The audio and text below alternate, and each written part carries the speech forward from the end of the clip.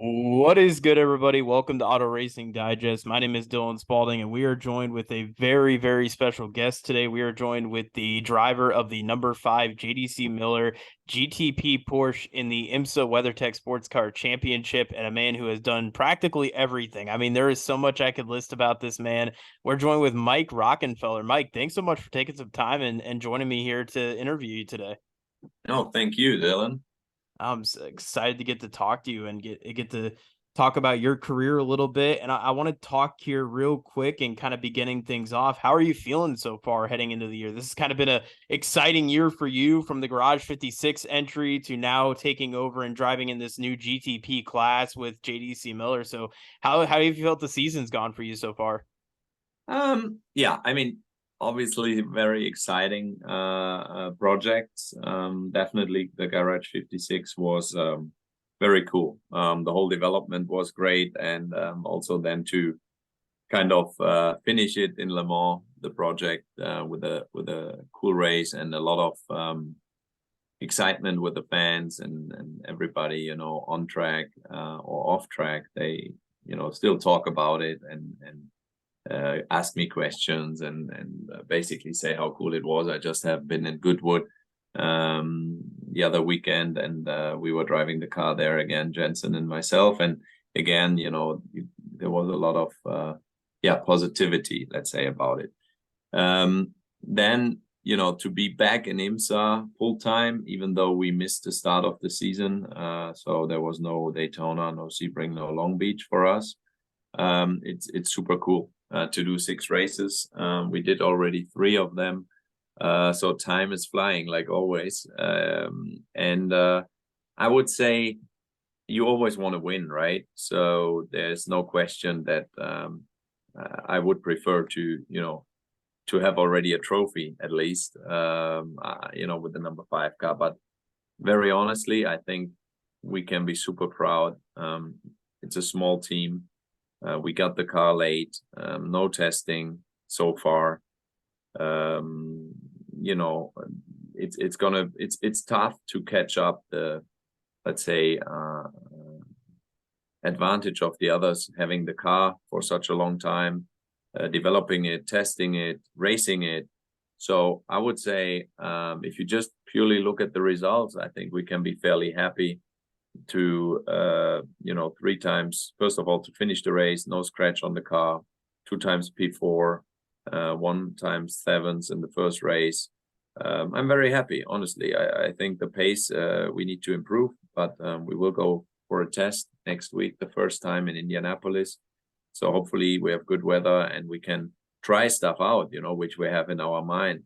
We learned a lot, and it's a very nice car to drive, but definitely, like I said, I'm very happy in a way, first of all, to be involved, to be one of the drivers, and definitely that we did a lot of mileage in a short term in the race weekends, because like I said, for us the number 1 priority is, if you have no parts, you don't want to scratch the car, you don't want to damage it.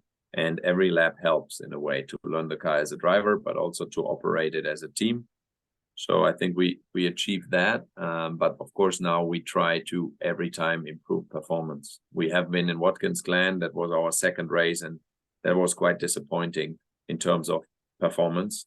We finished 4th at the end in the ranks because the winning car got disqualified, but which is still great. At the end of the day, that what counts is the result, no matter what. But clearly we were lacking pace. And for me, in Motorsport, the last race, I felt we catched up a little bit. Definitely the Acuras were too quick and out of reach, and also the caddies. But within the Porsche group, let's call it, and also against the BMWs, for me, we were pretty much there, and that makes me happy, let's say. What has it been like to see the kind of growth that this GTP class has taken already early on? I mean, you look now, we got Lamborghini joining the fray next season. Wayne Taylor's going to add another car next year. How are you feeling, heading into, obviously you want to get through this season and be able to take one race at a time, but looking at next season, 2024 could potentially be one of the biggest seasons in IMSA, especially in the top class in the GTP class. How have you felt so far of kind of this uptick, if you will, in this GTP or even the hypercar class, even in World Endurance? Yeah, I mean, you always have. I mean, let's say it this way. I always love to race in America. Always did. I didn't do it maybe enough, but this year I'm very happy to be involved a lot more. Um, the top category is always great as a driver. You want to be there, you want to win, you want to, you get more attention whatsoever. But I have to say also the GTD is a great category as well. There's great racing going on next year, with new manufacturer coming on board. So I think GTD is great. Talking about GTP, yes, it's the best era of prototype racing since I can remember, with a lot of brands coming into this LMDH and LMH, let's call it, right, which is the two different ones categories, bringing basically merging, or they are merged. So in Le Mans you have next year, yeah, I don't know, 26 something cars, or even more, close to 30 in the top category, which is absolutely crazy. In IMSA, like you just said, more cars are coming, high quality teams and brands. So awesome. I think it's just awesome. Everybody should enjoy it. The fans really, should basically come to the races and watch or watch it on TV. I think it's a great time in sports car racing, but you also have to be, if you look a little bit further, it's also always in waves in racing. And I think now we are clearly on an up, and I hope it stays like that for hopefully as long as it can be. And hopefully I'm involved as much as I can be. But you never know, right? Things are changing quick, and in 3 years' time, maybe we are looking at it and things have changed. I hope not. So right now it's just crazy. On the other hand, yeah, how do I say that? It's still difficult, even for me.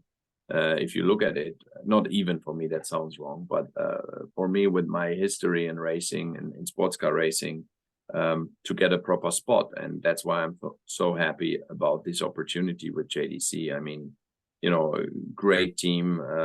They really face such a high competition, like I said before, and they take how do you say, they take it on, and we try to overcome that, right? And I'm super happy where I am right now. But of course, I don't know yet what I will do next year.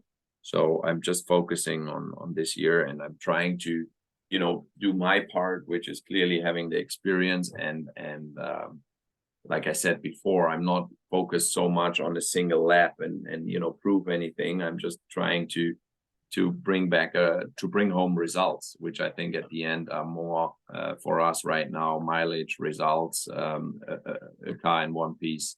That's what we need, to make progress. What has it been like to learn this new car? I mean, it's so complex with, the virtual energy battery. Like there's so many different things to this car that play a factor on a race day. And how has it been like to learn about it, and comparing it from the DPI era? Like how has that process been, learning from DPI to going now to GTP? Well, I mean, I didn't even really think too much about the DPI. Of course, you have a little bit of a kind of a memory and muscle memory, even driving the same course on a different car now. I'm still learning. I'm still learning every time I jump in. It's still not. It's my, how do you say that in English? It's not my glove yet, or I don't know what's the right expression. But that's what I'm saying. I'm still fighting it here and there, and trying to understand all the systems and how to make the best use of it. How we as a team, as a group, understand everything, and like I said, take the advantage of it. That's an ongoing process. It is definitely a way more complex car than it used to be, in every area in a way. But on the other hand, it's still a car, right? With a gas pedal and a brake pedal and a steering wheel, and you want to go as fast as you can around the track with it. So yeah, it's like I said, it's not a, I think even if we do 2 more years, we will still learn. But right now it's a very steep learning curve. And like I said, in Watkins, we were really off for some reasons, which we found out after. And we improved a lot, in my opinion, for most sport. But don't, forget that everybody goes testing all the time. They almost go to every racetrack before all the others, and we don't. So that is really not easy to match that, straight away when you come into the weekend. So that is, people have to take that into account when you judge the field and the results. And that's why I'm even more happy. Like I said, I think we have done great so far with the tools we have. Let's say it this way. And there's more to come. That's the good thing. There is margin, and we just have to do it step by step. Every race is kind of a test for us. The others are learning as well all the time. I'm sure they are still, not matching their 100% or the sweet spot of the car all the time. That's clear. And like I said, I feel very happy, and I hope we can fight again in Elkhart Lake, Road America. I definitely hope we have a chance there, because that's what's fun, right? Yeah, you want to fight with the others. And how can you not miss that the all yellow livery that you guys are rocking each week, the banana boat, as some of the commentators have been saying over the broadcast. I want to jump in. You've gotten to work with some great teammates over the years. One of them is Jimmy Johnson. You got to recently work with him in the Garage 56 entry. You worked with him in the Ally Cadillac. Being able to work with Jimmy, how has that been? Jimmy Johnson, obviously one of the legends in NASCAR and in racing in general. So working with him, how has that been? And also, was he one of the big factors of you maybe getting into NASCAR and getting into that venture? That was kind of a big deal at the time. Was he kind of a helping stone maybe to that potentially? I mean, I guess that's probably a question for him. What I can say is that we enjoyed working together in the Ally 48 already with Action Express. He's a guy I always looked up to, of course, following NASCAR. And I truly respect. There's a long story back when I had a crash in Le Mans in 2011. He basically wrote me an email without even knowing me, really. And so he took the time, tried to get my email address, which he did. I think Kelvin Fish probably, or somebody, gave it to him. And then he wrote me quite a nice letter, or quite a nice email. And that was, for me, it was something super special, because not many people did that. And I didn't expect that. So then to have the opportunity later on to be on the same car with an idol in a way, or somebody, you look up to in your career, was just cool. And to get to know him as a person, definitely, as well as his other side, let's say, out of the car. So we shared, like I said, emotions, ups and downs in the IMSA. Our first race, we almost won in Daytona. That was amazing. And then we had some difficult ones as well. But nevertheless, we got the chance to work again in the NASCAR project. Definitely this whole combination of, Chad Knaus, Hendrick, let's say Jimmy in the Ally car, that definitely was a door opener, or maybe a lot. I mean, he got to know me, Jimmy, and also Chad, and I was asked to do all the development at the beginning of the Garage 56 car. So that was a cool opportunity, and I guess it's always a combination of many things in life, but it just made sense for them, and it made sense for me to take that opportunity and to kind of get a little bit involved in the NASCAR world. Not too much, but at least I made new friends, and I met great people, and I was honored to work with some of the best in the world, and that was just cool. And then to have Jensen coming on board as well, I think that was the perfect fit, the three of us, with my sports car background in Le Mans, and Jensen being a Formula One champion, one of the best in his sport, in his let's say era, and Jimmy truly the number one in NASCAR, or one of the best all time.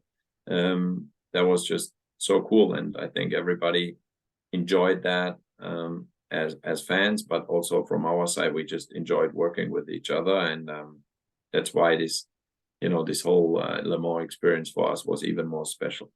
And it must have been so exciting too to see the success as well that came out of it. You guys were able to win the pit crew challenge. You guys had great success in the race. That must have been just so surreal for you guys as well.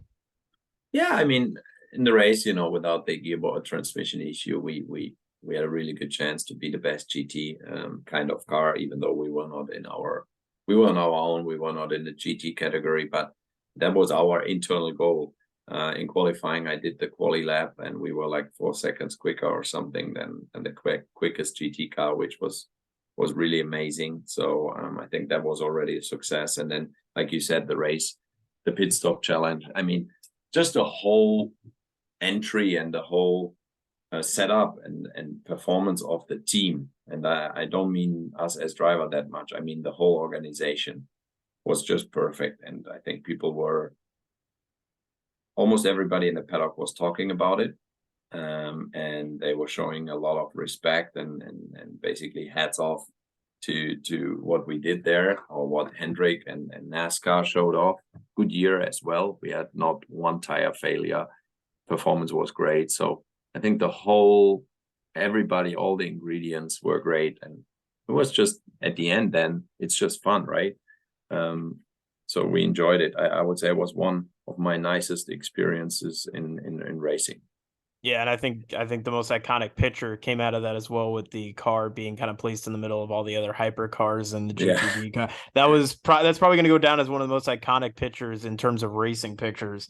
Yeah. Looking at the future of maybe a potential Garage 56, maybe in the future, potentially, could you see that happening? Maybe have like all three manufacturers in the Le Mans race for like another Garage 56. Do you see that as a potential, or maybe a endurance NASCAR race, even, especially of the success that came off of this year's race? I mean, if let's say if I could be involved, I would definitely vote for it to do it.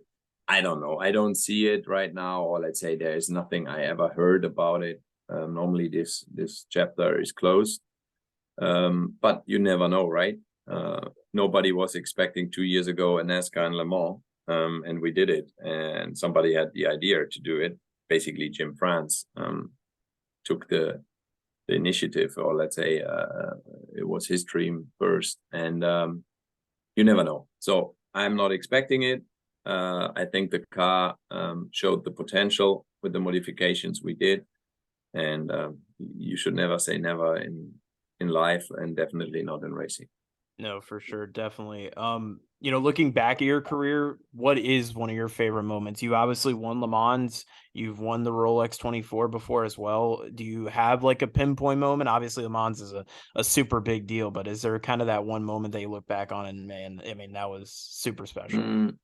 I would say super special was clearly what we just talked about, which is funny, but probably because it's also the one which is still in best memory, right? So let's say it's just not long ago. I think every success in definitely my racing history or career at the time was important and special. So it's hard to say this was more important than the other. I would say, winning to 24 hours at Nürburgring was cool. Winning 24 hours at Spa was crazy. Winning DTM championship finally was amazing. Then winning Le Mans in class back in the day, very early when I was like 20 years old. It was so cool to be on that top spot on the podium. Then winning it overall was amazing after some difficult years. And then the year later, with the big crash I had. So it's always up and down. Definitely Daytona was for me like a turning point in my career again, after difficult start at Audi, to win 2010 with the Porsche. I think, by the way, it's still the last Porsche Daytona overall victory they have so far from 2010 was amazing. And I would say one of the most emotional victories I had, because just the circumstances, around it. At the beginning, we were struggling a lot during the week. All of a sudden, we had pace in the race. We were fighting with Ganassi, and then to win that after such a long period of not winning something special, let's say a big race, was cool. And then winning the same year Le Mans, and then, you know, DTM was a great year for me anyway. And then, so what I'm saying is, then winning Sebring with Corvette was cool. There's always, I think what I learned is when you race for a long time, you have a lot of years, races, seasons where you are not successful probably. So even more so, you have to enjoy the good moments. And that's what I'm looking forward to, is my next podium, hopefully in IMSA. And so far we missed it now 2 times in a way. And I hope we will get it soon. It will come soon enough for sure. I'll tell you that much. I want to go into my next question here real quick. You know, obviously mentioning you've done basically everything there is to do. Is there something in the future in terms of another form of racing you would potentially be interested in doing, or even maybe, I mean, looking at the success in NASCAR with Shane Van Gisbergen just recently winning at the Chicago Street Course, is there an interest to get back into maybe a cup ride in the future, maybe the Daytona 500? That's always a big race and a special race at the beginning of February. So is there something you're pinpointing here in the future? If I can choose, sure, I would love to do one or the other NASCAR race. That's definitely something I would love to, but I don't see it right now happening, or let's say there's nothing in the air. So I don't know. No, it's really focusing on sports car racing right now. Definitely, if I can choose, it's NASCAR. Like you said, maybe a big oval race like Daytona. Definitely another road course or street race would be awesome. I think last year being 2 times there in probably not the best car was difficult, but it was a great experience, and it gave me a taste. And I'm sure if I'm in the right car, the right team, that I have a chance to do well. So it's happening or it's not. So I don't know. What do you prefer, Mike? Do you prefer doing street races, or you prefer the more road course style of racing? Street races can bring a lot of challenges, especially with the traction of the track and the way the track could be as well. What I is mean, your preference? I would say the combination. I think definitely the majority should be, in my opinion, let's say in my racing world. I'm not talking about NASCAR specific, but Hmm. because the majority is still oval racing. But let's say between the road course and street, I think the road course, my opinion, is for a driver probably the most fun, the most well, the most fun is maybe wrong, should be the majority, and the special moments should be the street circuits, right? I think maybe you can do definitely more than one. I think it's definitely something people love. The spectators, you are right there. You don't have to travel far. For a driver, it's a huge challenge depending on the track, you know, being close to the walls, having all the bumps and so on and so on, the marks on the street, you know. So it's a street track is always special, and it should be like a 1 or 2 highlight of the season, like Monaco in F1, right? Hmm. So that's my opinion, but I always enjoyed it. So yeah, I would definitely do it. And even in, you know, in IMSA, it's, I think Long Beach, for example, is truly amazing. The pictures for the drivers, it's a big challenge. So it's definitely something you want to have, but probably not every weekend. Yeah, the turn around the fountain is definitely one of the most iconic Yeah, parts of the track. So I definitely understand exactly. there. I want to close out with this. You know, what is next for Mike Rockenfeller? Obviously, continuing on the season. How are you prepping for Road America? Are you a big sim guy? I know some guys are big into the simulator. Some guys like to get out on track and test and be able to get into the car a little bit. So what are you doing here during this kind of time off? And that's an interesting question too. Is, you know, what do you kind of do during this time off period? And there's a lot of that here in the IMSA season. Correct. I mean, I was busy with a lot of stuff, traveling a lot, you know, between IMSA, Garage 56, um, private. I mean, I have 3 kids, and or we have 3 kids, my wife and I, and of course, there's a lot of stuff to do. We are about to go to America for a couple of weeks, months, probably months, 2, 3 months. So there's some work and organization behind, and then I want to enjoy the racing there with my family and the atmosphere, and also for my kids to see me race in a prototype for the last 3 rounds this year. So right now, I would say to prepare for the event, it's a combination. As I said before, we haven't been testing at all. So now we will go the very first time to Indianapolis before Road America. So at least we get some more data about the car experience as a driver, which will help us for Road America a little bit, but clearly for Indy, the race after.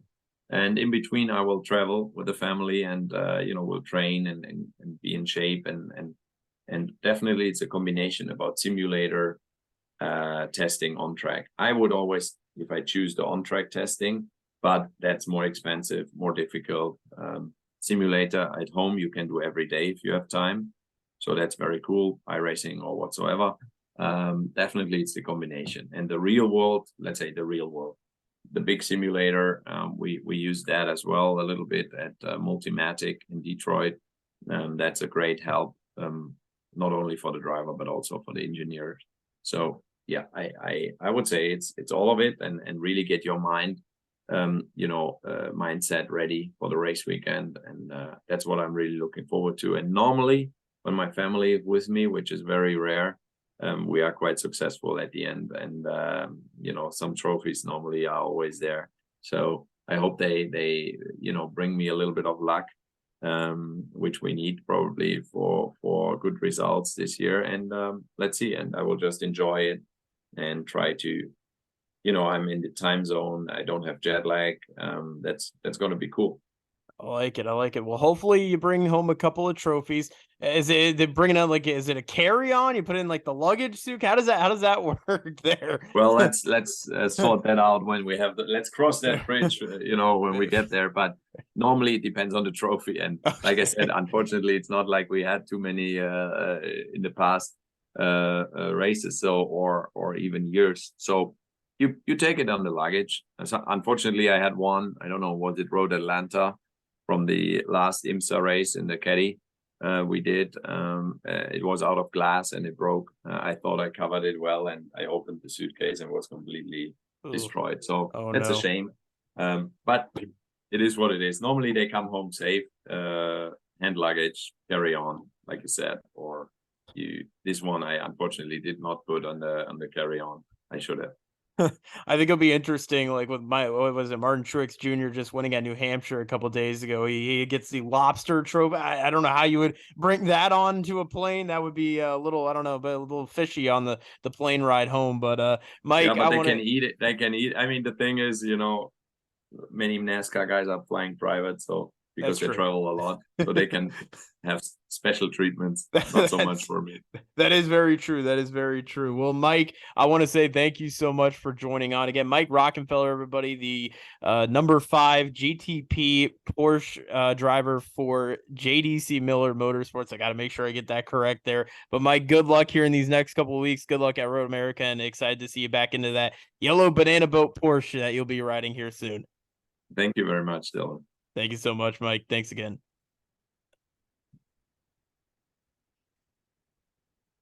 Figure out how to stop this here. Sorry. Awesome.